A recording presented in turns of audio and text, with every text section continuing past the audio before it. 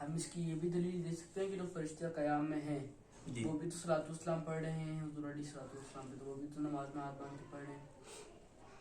दलील जो आपने पूछी सलातो सलाम की खड़े होने की कि फरिश्ते खड़े हुए हैं और वो सलातो सलाम पढ़ते हैं, याद रखिए अल्लाह ताला ने जो फरमाया है कि अल्लाह ताला और उसके फरिश्ते नबी सल्लल्लाहु अलैहि वसल्लम पर दुरूद पढ़ते हैं, इसके बारे में कोई ये वाज़ेह बात नहीं है कि खड़े होकर फरिश्ते पढ़ते हैं या बैठकर या सजदे में। फरिश्तों के बारे में कोई पोजीशन की वजाहत नहीं है। हाँ, बंदा वैसे अपने ज़ौक़ के लिए ये सोच ले कि हाँ ऐसा हो सकता है वो फरिश्ते भी पढ़ रहे हों तो हम उनकी इत्तिबा कर लें, अपने आप को मुतमिन करने के लिए हम कह सकते हैं, लेकिन किसी के सामने ये दलील पेश नहीं की जा सकती क्योंकि पता नहीं ना कि वो क्या क्या पढ़ रहे हैं। हाँ ये है अल्लाह ताला की तस्बीह तो पढ़ रही है, कंफर्म है, लेकिन उसके अलावा आप अलैहिस्सलाम पर इसी अंदाज में वो दुरूद शरीफ पढ़ रहे हैं, ये जरूरी नहीं है, या इसके बारे में हमें कोई वादे नस चाहिए, जब तक वो नहीं होगी दलील नहीं दी जा सकती। जी, हजरत जिब्रील अमीन कहा जाता है, तो अमीन इसी वजह से कहते हैं कि अमानतदार हैं कि उन्होंने जो भी अल्लाह की तरफ से पैगाम मिला और सही तरह पहुंचा दिया। जी बिल्कुल ऐसे ही जिब्रील अमीन अलैहिस्सलाम को अमीन इसी वजह से कहा जाता है कि जो अल्लाह ने उनको हुक्म दिया बिल्कुल अमानतदारी के साथ वक्त पर फौरन जाकर उस नबी की खिदमत में पेश कर दिया, इसी वजह से अमीन उनको कहा जाता है। अब आएंगे वो दुनिया में, यानी कि जिब्रील अमीन अलैहिस्सलाम का दुनिया में आना मुमकिन है, बल्कि बाज़ कुतुब से मालूम होता है कि वो जमीन पर आते हैं, बिलखुसूस जो शब कदर का मौका होता है उसके बारे में तो ये जो अलामात उसकी कुछ बयान की गई हैं, उनमें से एक ये है कि जिस बंदे को शब कदर हासिल हो जाती है उसकी एक अलामत ये है कि उसको जिब्रील अमीन अलैहिस्सलाम मुसाफहा उससे करते हैं, हाथ मिलाते हैं, लेकिन उस बंदे को नजर नहीं आते और हाथ मिलाने की वजह से उस बंदे पर ऐसी कैफियत तारी हो जाती है कि बज़ाहिर बेसबब बगैर किसी सबब के वजह के वो रोना शुरू कर देता है, उसके ऊपर गिरिया उजारी की खुशू व खुजू की कैफियत तारी हो जाती है, ये उसकी एक अलामत बताई गई है। तो मुमकिन जरूर है। हाँ, वही चूंकि नहीं आ सकती, किसी नबी है, कोई नबी तो है नहीं, इसलिए वही तो नहीं ला सकते, लेकिन वैसे उनका आना मुमकिन है।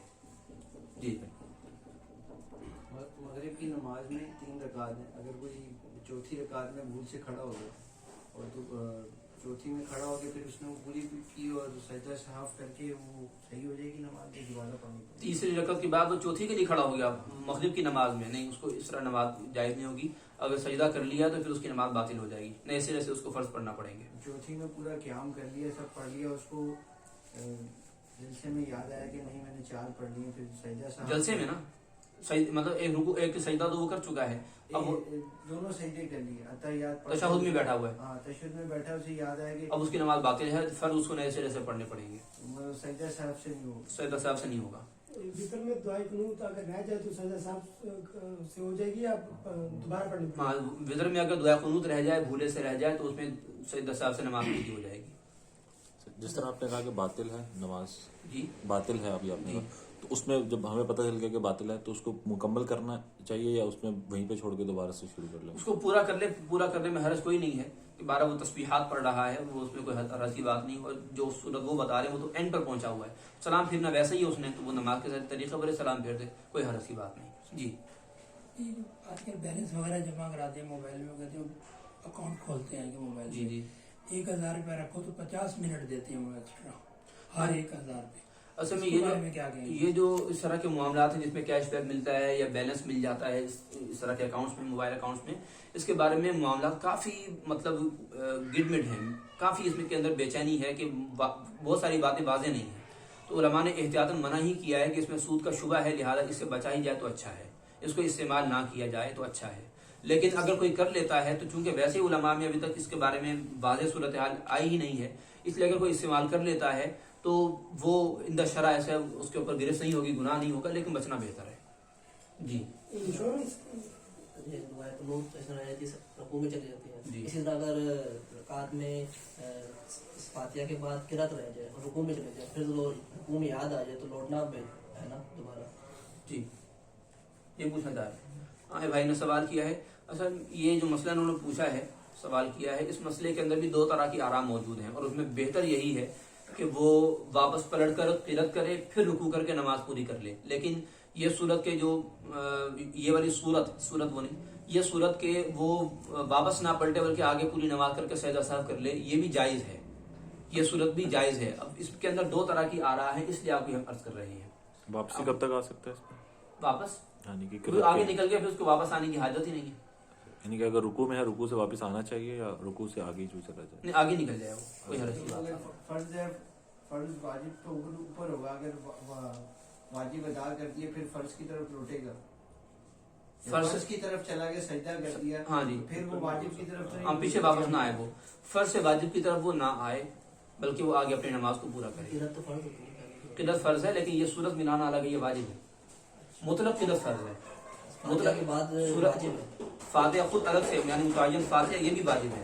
इस मसले को यूं समझें कि मिसाल के तौर पर आपने नमाज शुरू की, अल्लाह अकबर कह दिया, तकबीर तहरीमा आपने कह दी, सना पढ़ लिया, ताबुज़ पढ़ लिया, तस्बिया, आप कुरान मजीद में से किसी भी जगह से आप कोई आयत पढ़ ले, आपकी नमाज का फर्ज अदा हो जाएगा।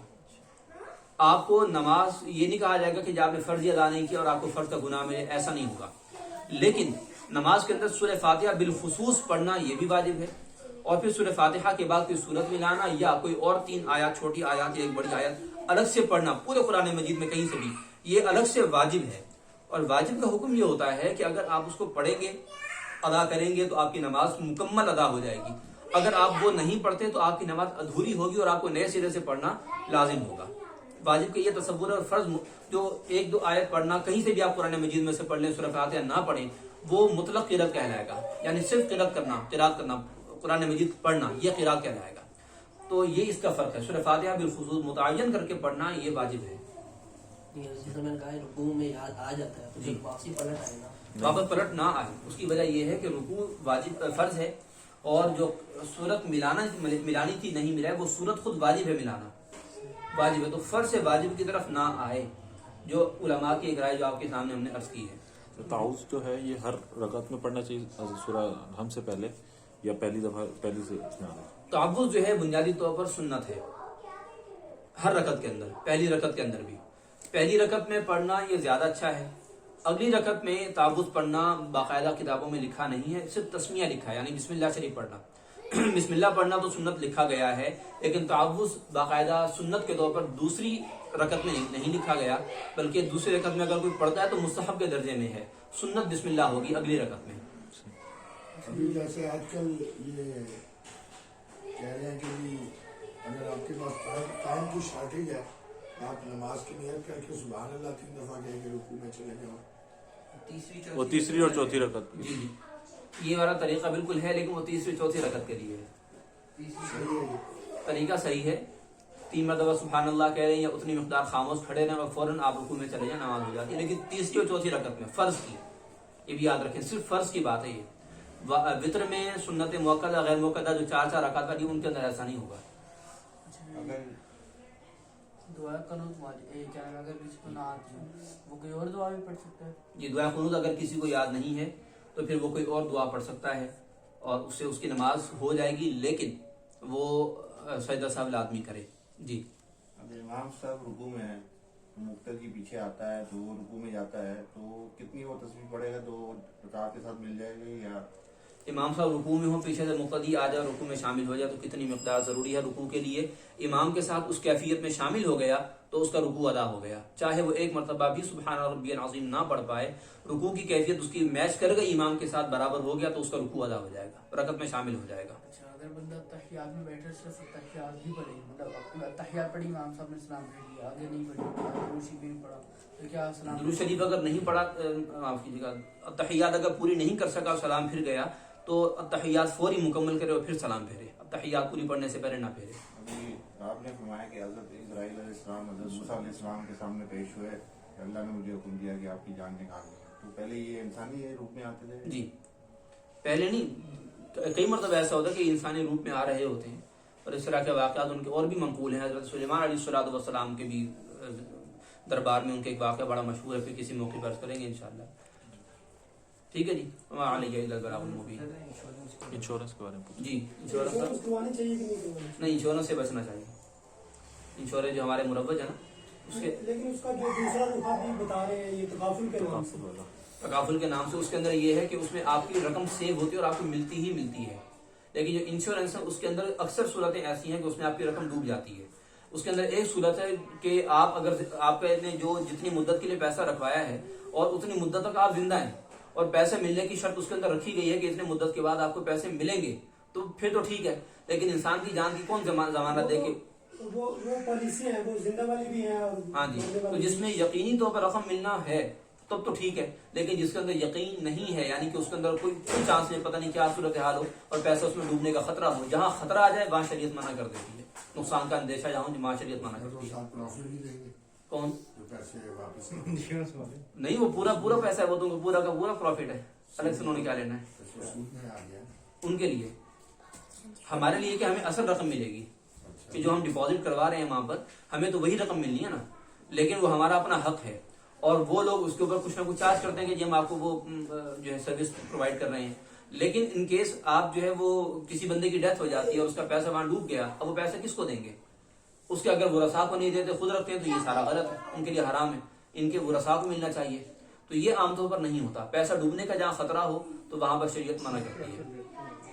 इंश्योरेंस से भी तो प्रॉफिट मिलता है, प्रॉफिट मार्जिन होता है। किसके लिए?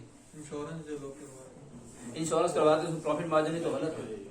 पैसा आपको अपने असल पैसे के अलावा मजीद करवानी नहीं चाहिए, नहीं करवानी चाहिए, उससे वही अर्ज कर रहा हूँ। तकाफुल सिस्टम का क्या है? तकाफुल में ये है कि आपको एक्स्ट्रा इस तरह से नहीं मिलता। यानी कि फिर तकाफुल जायज आप तकाफुल भी हम मुतलकन अभी जायज नहीं कहते। जो अभी इस्लामिक बैंकिंग सिस्टम चल रहा है ये फुली प्योर नहीं है, मुकम्मल ये भी खालिस इस्लामी नहीं है, अभी इसके अंदर काफी सारी इस्लाहात हैं। हाँ, अगर कोई इसमें अपना इन्वेस्ट करता है उसको मना नहीं करते, करना चाहे करे, बिल्कुल करे, अपना अकाउंट खोलना चाहे करे, लेकिन ये कहेंगे जी बिल्कुल प्योर इस्लामिक है, प्योर इस्लामिक अभी नहीं है, मजीद काम उस पर चल रहा है, उलमा उसके ऊपर काम कर रहे हैं। ये प्राइस बॉन्ड जायज है? कुछ लोग कहते हैं कि जी जिस कारोबार में नफा नुकसान ना हो तो वो हराम है, बोलते हैं प्राइस बॉन्ड में फायदा है, नुकसान है। नहीं, जो माली मामला है उसमें शरीयत ने जो बुनियाद रखी है वो मुख्तलिफ मखसूस चीजें हैं। एक ये है धोखा, कि जहां आपको मामले का सही पता ही ना हो कि यहाँ पर क्या क्या चीजें हैं, क्या क्या मामला होने हैं, और वहां पर अपना पैसा लगाएं और आपको असल बात ना बताई जाए कि इस पैसे का क्या क्या किया जाएगा, ये धोखा है, वहां मना कर दिया जाएगा।